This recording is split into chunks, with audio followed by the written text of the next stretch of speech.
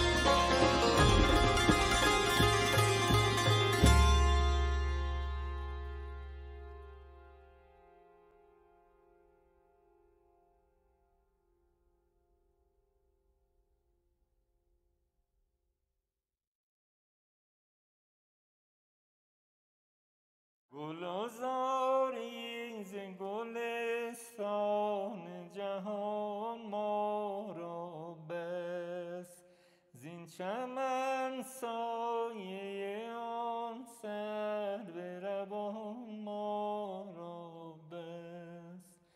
منم صحبتی اهل ریا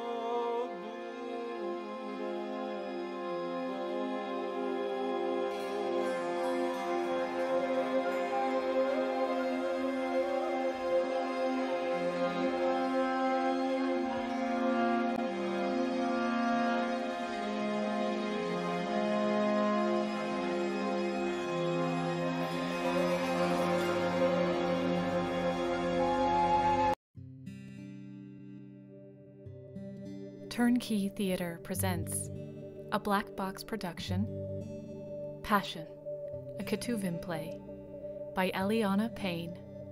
Text copyright 2021 by Eliana Payne. The events depicted are based on historical events surrounding the Jewish culture.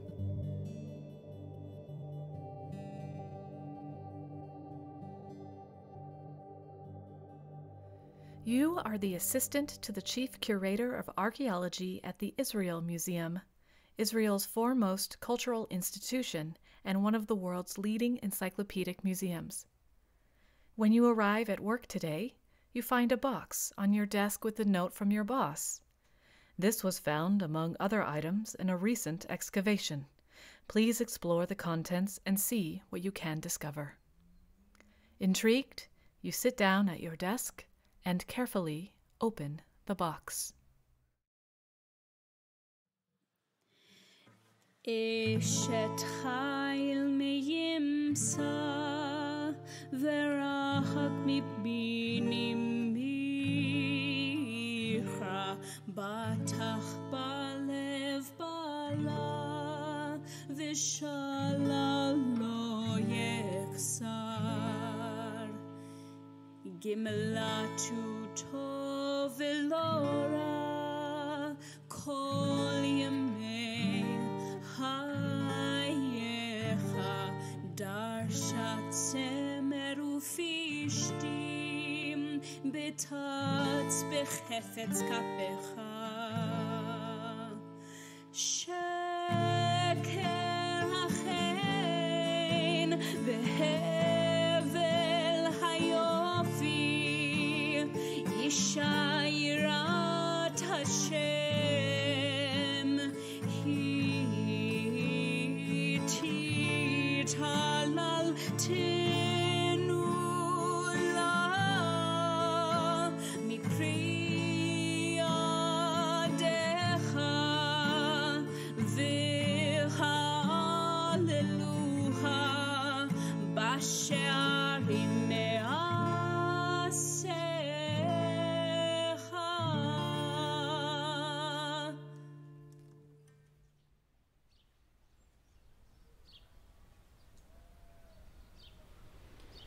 Susa, Persian Empire, 477 BCE.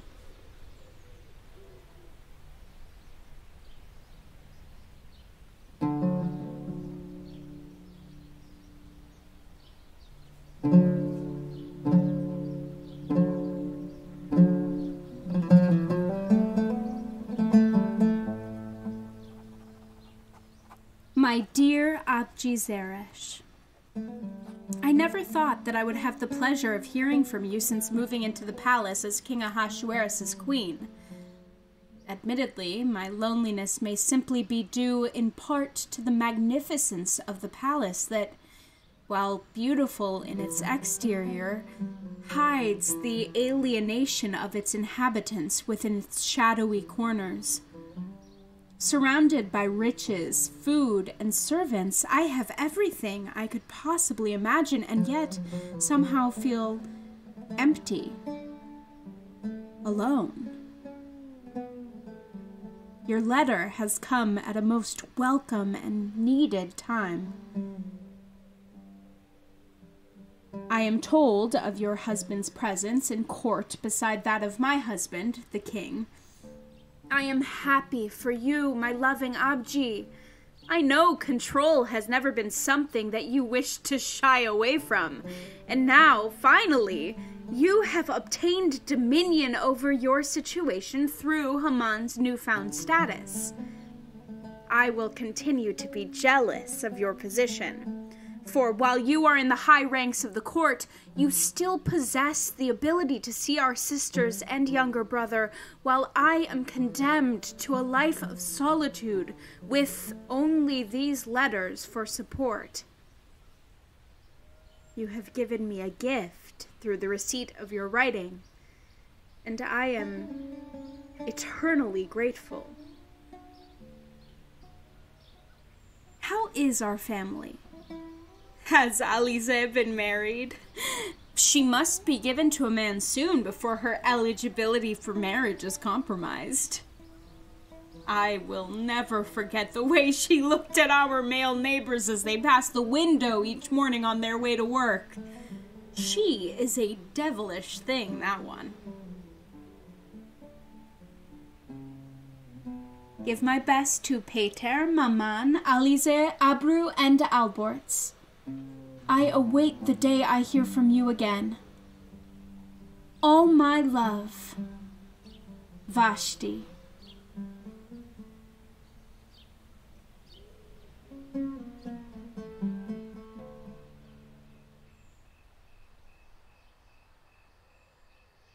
Dearest Zeresh, I am glad to hear that Alize married.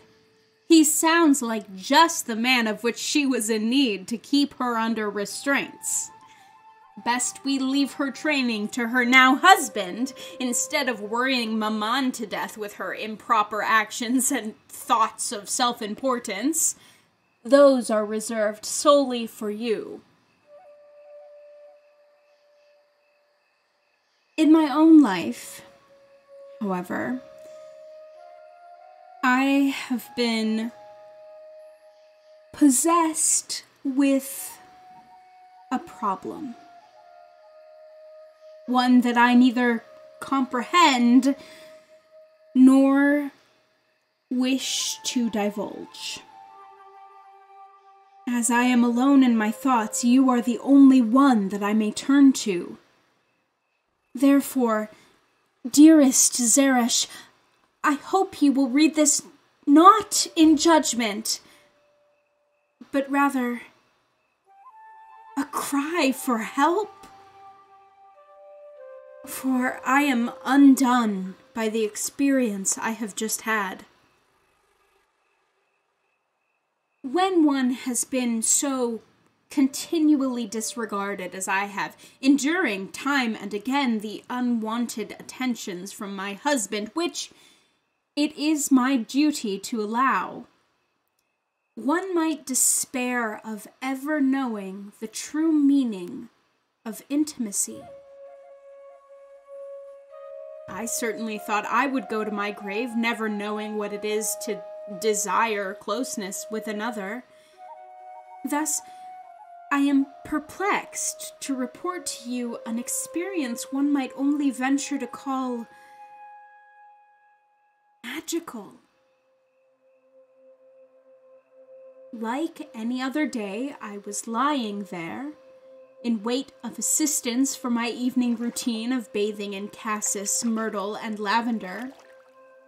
I had been waiting a bit longer than usual, and as the water cooled, I began to grow irritated. When a new servant, by the name of Roshanak, came into the room. My irritation melted at the sight of her.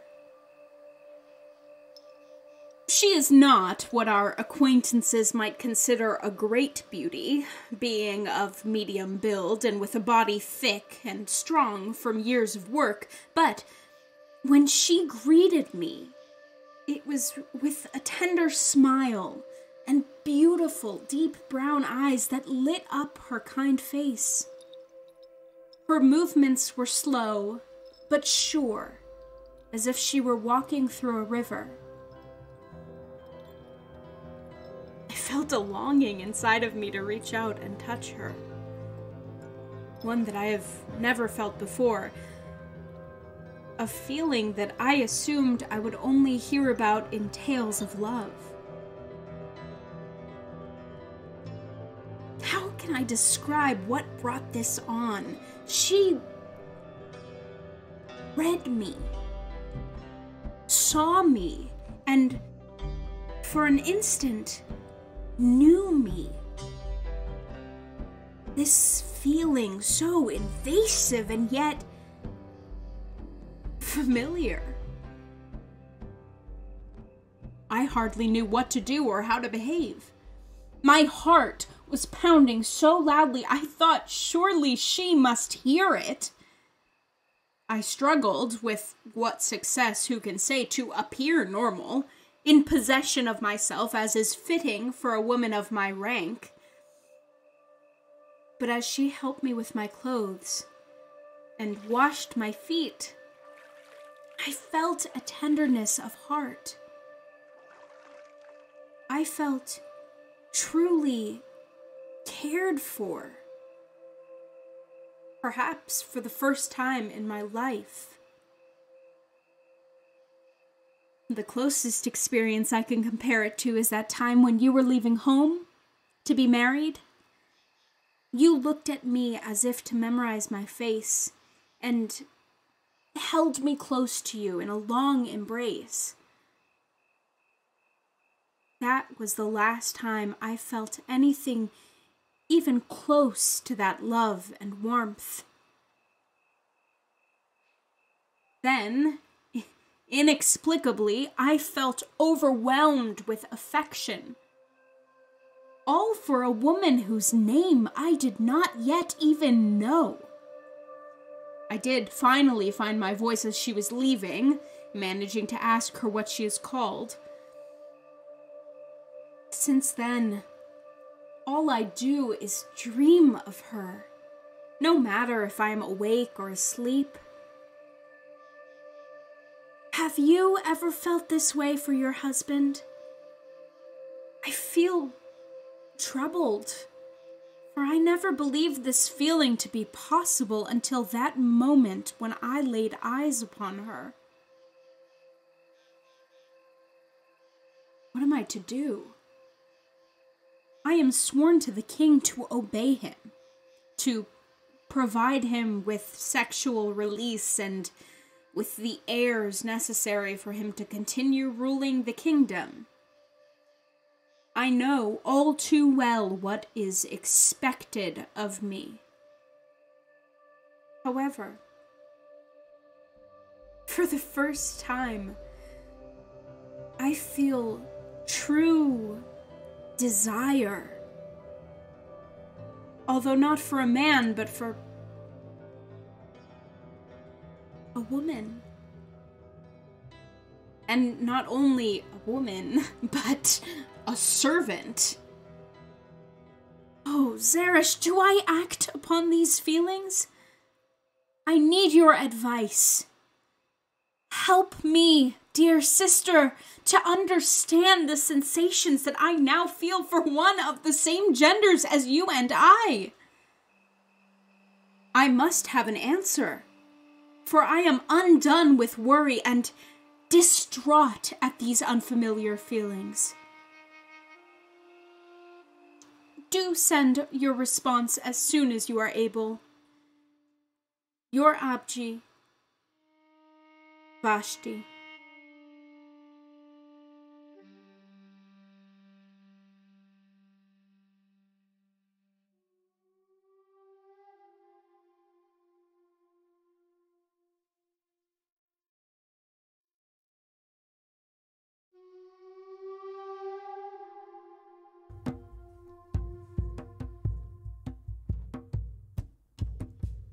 Zeresh, I hope you will forgive me, but I must impress on you how unmovable these feelings are for me. They are not, as you suggest, something that I may just rid myself of. I know not what your relationship to Haman is like in terms of love, but I must say that the way I feel for this woman is not something easily dismissible. Please understand, I am trusting you with this information. If you truly love me, you will not expose me.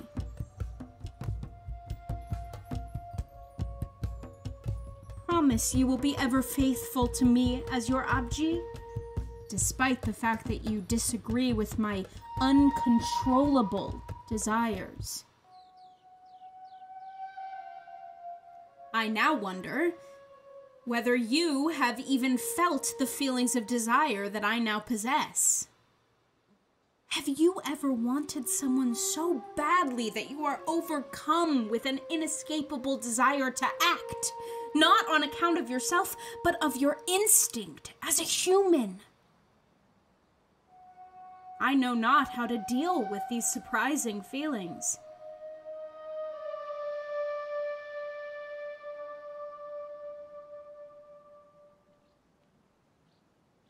In reference to Haman's new position, it seems that you have managed to seize the dominance that you so often sought as a child through your marriage to Haman. Your ability to obtain influence has never ceased to amaze me. While it is no secret that you are by nature smarter than most feminine figures, I cannot help but wonder over the rule that you have obtained through your manipulation of Haman. How funny it is that the great instigators of the era are led purely by their female counterparts, and here you are, second in command to the king, with only a servant in the shape of a man behind you. He is weak. I wish I could find a similar strength in myself. Through all of this manipulation, have you ever considered love? An intimacy that goes beyond the conception of a child. I hope, for your sake, that you feel this attraction to Haman as I do to Roshanak, weak though he may be. While painful, I would rather feel these pure feelings of lust and never act on them than to never have felt them at all. Please tell me that you understand these feelings and that they manifest for you in the form of Haman. These feelings have brought new meaning to myself and my capabilities as an emotional being. I only hope that this concept of emotional awareness is fulfilled by Haman in your own life. Love, Vashti.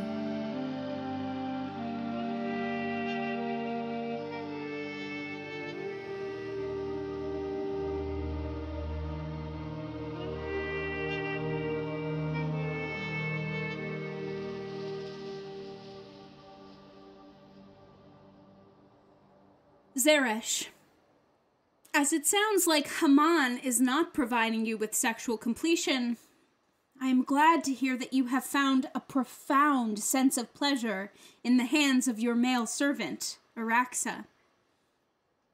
It seems to me that we, as women, do not possess any authority to control our own sexual endeavors when it comes to the sensuality between a man and his wife.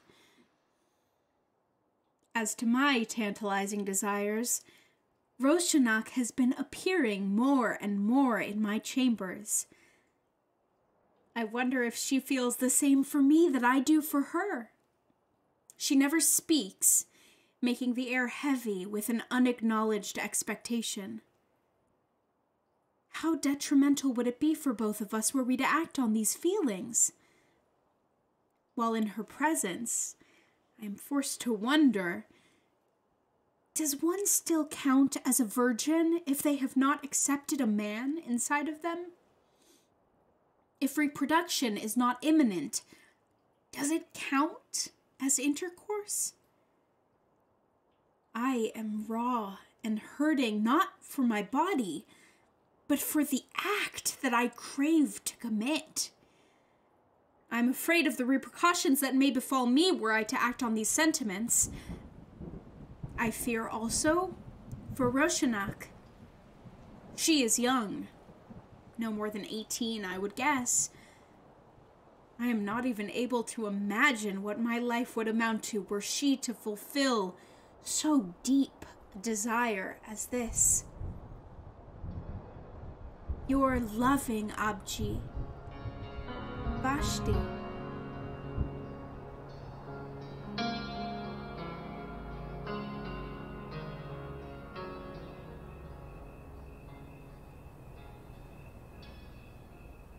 Zeresh.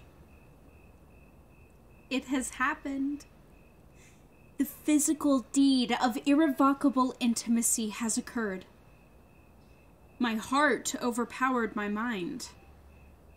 Do not judge me harshly, for I know how you feel about these feelings, but I have no one else to turn to. I trust that you will listen and keep my secret.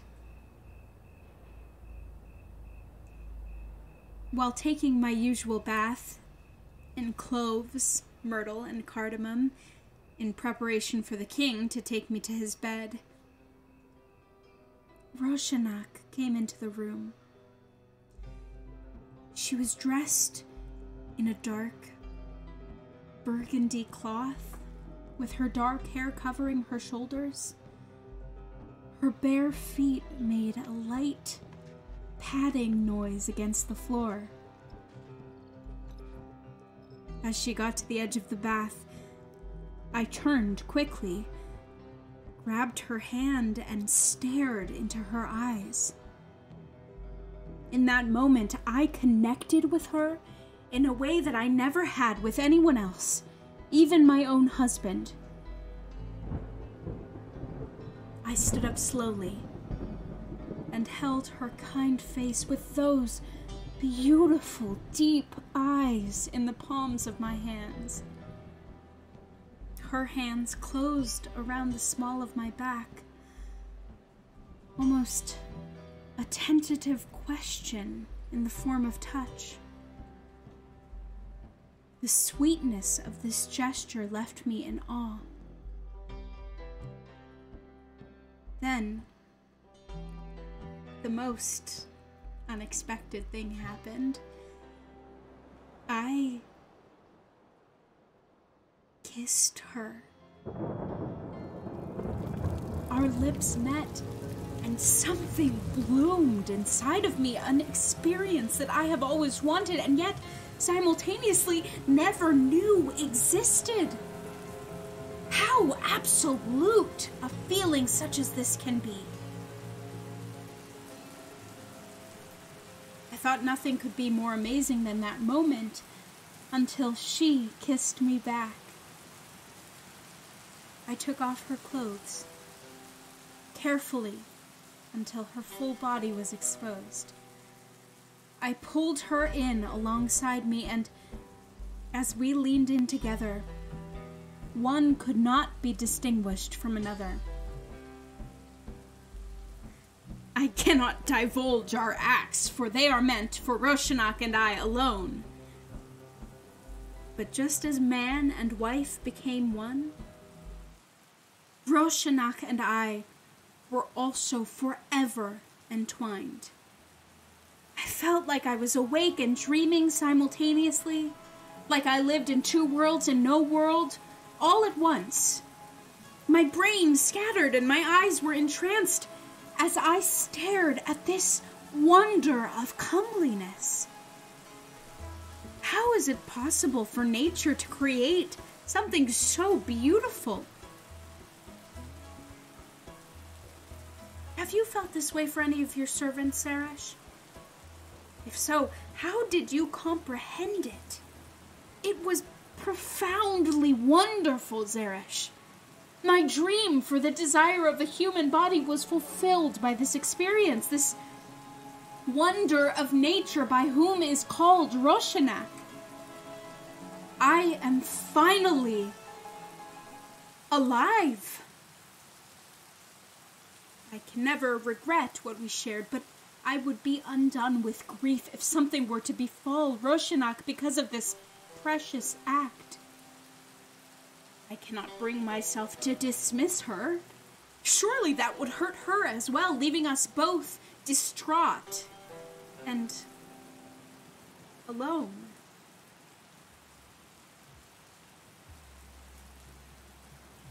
I know your feelings, but you must understand, I am not able to be any more than human. Just as you trust Haman with your life, I now entrust you with mine. I can no longer go on living a lie, for the desire for completion is now intolerably prevalent. If you have any understanding of these feelings, I implore you to support me in my convictions. For without you, I will be thoroughly and utterly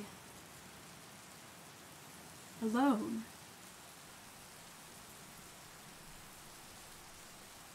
Vashti.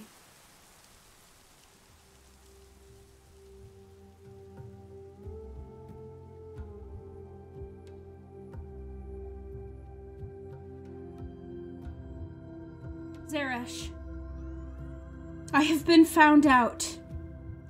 A servant of my husband walked into the inner chambers as I lay with Roshanak. My husband and master will know shortly, for this servant saw their opportunity to rise above the ranks in trade for information. I am left to beg for my life. I write this now so that you know the truth, and in case I am not able to write again. If I am able, I will write once I know more of my fate. Ever faithful, Vashti.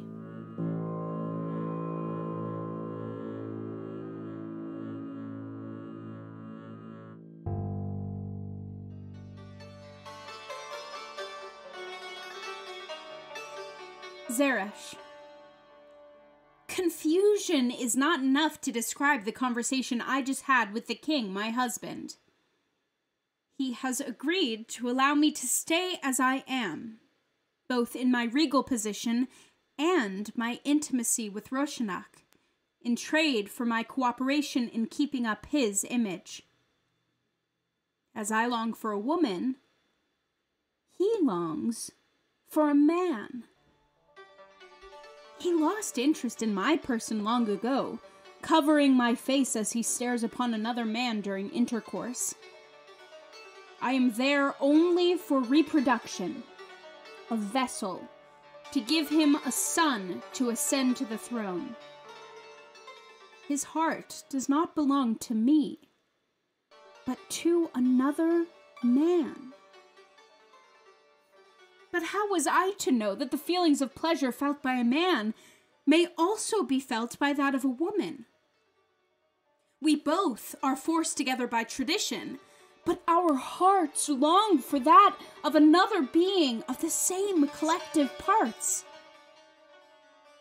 I now understand him, for our infatuation with our own genders has brought us closer in companionship and understanding. I love him more than I ever have, for now I feel a renewed trust and friendship in him, as he does for me. However, I have not forgotten the doom that looms over me as I continue in this life of sexual pleasure.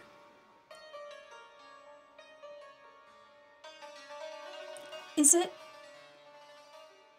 possible that I am cursed?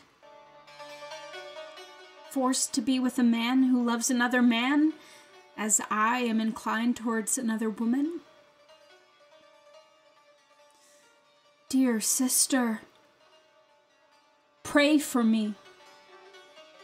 Ask Ahura Maz to reveal their intentions for my life, for as I see it now, I am doomed for a home in Yima's helpless eternity, filled with passionate feelings that cannot be reproduced by another of my sex.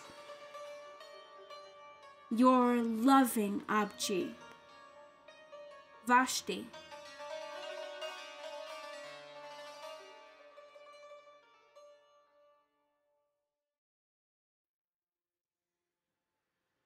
Zeresh, I have had a dream that has shaken me to my core, for it is from a god I know not of, in a place that I have never seen. I awoke in a land unfamiliar to me. I was surrounded by tents on a hill during nightfall. I saw a man standing next to one of the tents. As I looked around me, I noticed my hands. They were old and frail, lined with the creases of a long life. I felt my face, wrinkled and fragile. My hair was as white as clouds, and I felt the weight of my body sag into my back so that I became hunched. I was not in my own body, and yet I felt a strong connection to this woman. Then I became aware of my name, Sarah. As I walked toward the man, this god called him by the name of Avraham. The god told this man that he was to listen to whatever I told him, for it would be through this child I would bear that would create a generation of descendants as large as the earth itself. I awoke in a sweat, with the voice of this foreign god still ringing in my ear. Listen to whatever Sarah tells you, because it is through Yitzhak that your offspring will be reckoned. I have thought hard on this dream, but to no avail. I am afraid to bring it to the king's dream interpreter for fear of being exposed as having my own thoughts on the submission of a wife to her husband. Between you and I, it did give me reason to believe that somehow there is a way that one might consider a man and a woman to be equal. Equal in thoughts, feelings, and actions.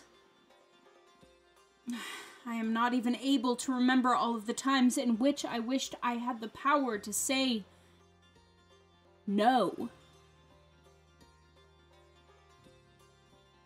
What, I wonder, would it feel like to form such a powerful word in one's mouth and use it solely for the purpose of shielding yourself? How many times have I been forced to participate in an activity that I despised, with no power to use this precious word? No.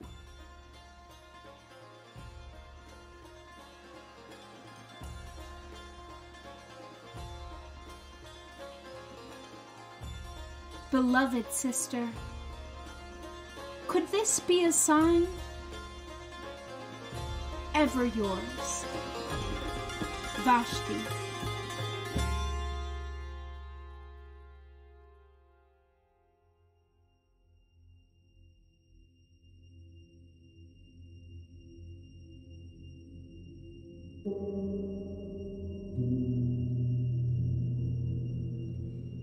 Zeresh, I have had another dream from the same god as before. The dream repeated almost exactly, except this time it continued. I saw the descendants that came from this man called Avraham and this woman, Sarah. I watched this group of people grow into a large nation. They have been sought after, enslaved, and killed before coming to this land said to be full of milk and honey. Then, everything went black. And out of the darkness, I saw a child. A girl, no older than 14. It was incredible, Zeresh. She came into the light and walked towards me. She had such bright brown eyes with wavy hair that reached the bottom of her back.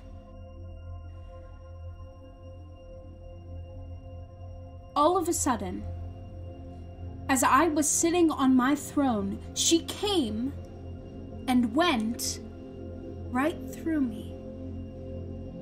As she did so, she sat in the same throne that I was sitting in, as though I were a ghost. King Ahasuerus appeared next to her in his throne, and as he looked at her with adoring eyes, he then said the most ludicrous assertion to this young woman. "What do you wish, Queen Esther? What is your request? Whatever you want, even up to half the kingdom, will be given to you." I, again, woke up in a sweat, with the same phrase as before ringing in my head. "Listen to whatever Sarah tells you, because it is through Yitzhak that your offspring will be reckoned."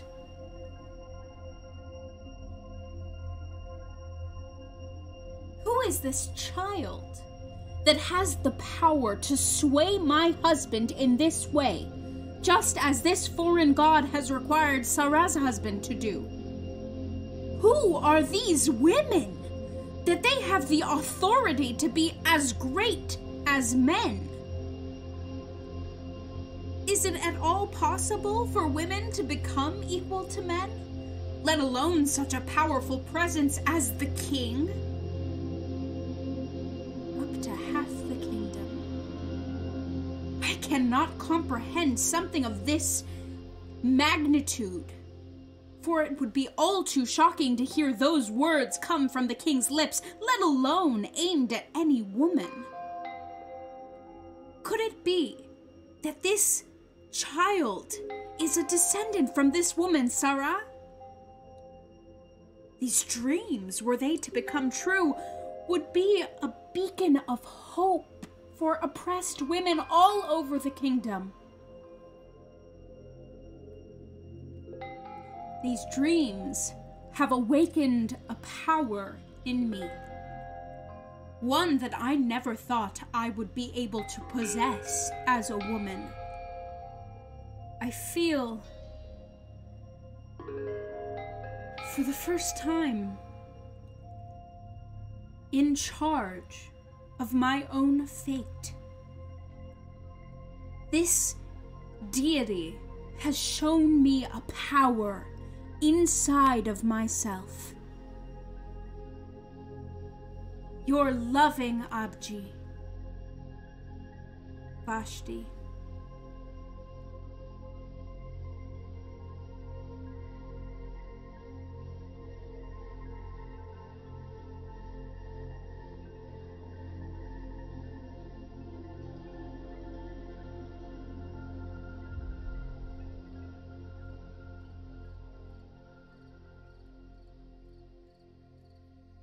Zeresh.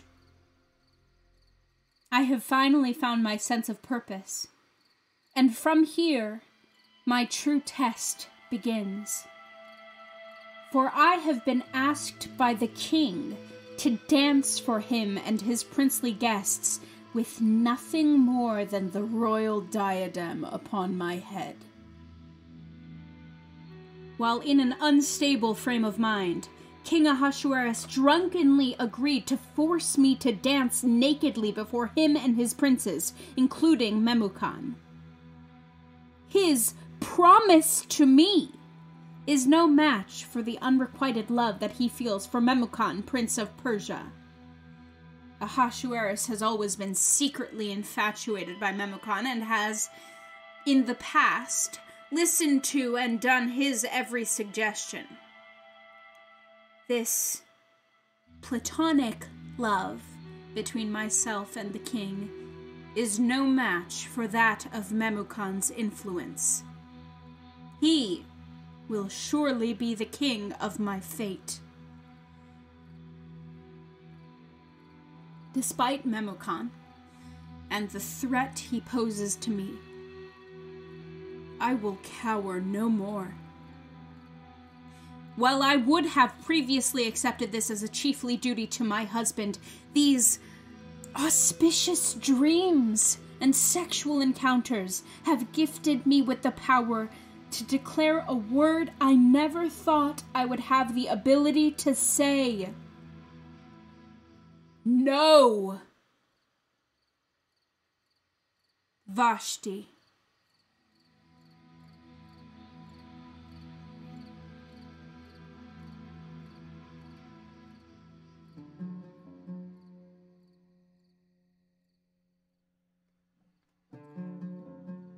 Zeresh, I write to tell you that I have directly defied Ahasuerus' orders to dance for those wretched men.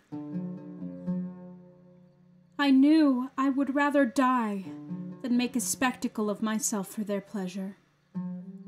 Those dreams have shown me the power that I possess.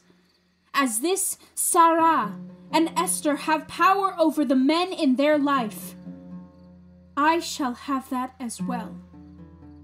Whatever consequence shall befall me as a result of these actions. I must go now, for my name is called, and my punishment beckons.